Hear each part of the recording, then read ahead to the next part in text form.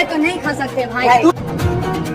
Video শুরুতেই দেখা যায় ওই সন্ন্যাসী ধীরে ধীরে একটি মসজিদের ভেতর প্রবেশ করছে। তার উদ্দেশ্য ছিল খুব সাধারণ, ইফতারের সময়টা এখানে ভাগ করে নেয়া। কিন্তু হিন্দু যুবককে দেখে মুহূর্তেই বদলে যায় পরিস্থিতি।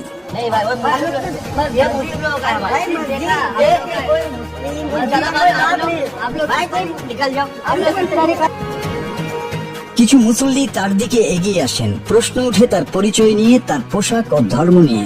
শুরু হয় অস্বস্তি। ধীরে ধীরে কণ্ঠস্বর ভারী হয়ে আসে। কেউ কেউ স্পষ্টভাবেই বলেন এখানে হিন্দুদের জায়গা নেই।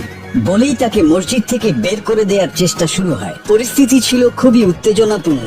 বিবাদের ছায়া যেন আরো গভীর হচ্ছিল। ঠিক তখনই ঘটল সেই অপ্রত্যাশিত পরিবর্তন। उसको बाहर जाओ, वो हिंदू है, हिंदू मुस्लिम कोई बोल के बात नहीं। मेरा बात सुनिए, उनके पूजा में पूजा करने से जो निकलेगा हमारा भी वही है। उसका पूजा में हम लोग जाते हैं। মসজিদের এক প্রবীণ মুসল্লি এগিয়ে আসেন। তার চোখে কোনো রাগ ছিল না, বরং ছিল এক গভীর প্রশান্তি। তিনি উচ্চস্বরে বলেন, এখানে হিন্দু মুসলমান বলে কিছু নেই, ও আমার সন্তানের মতো। ইফতার সবার জন্য।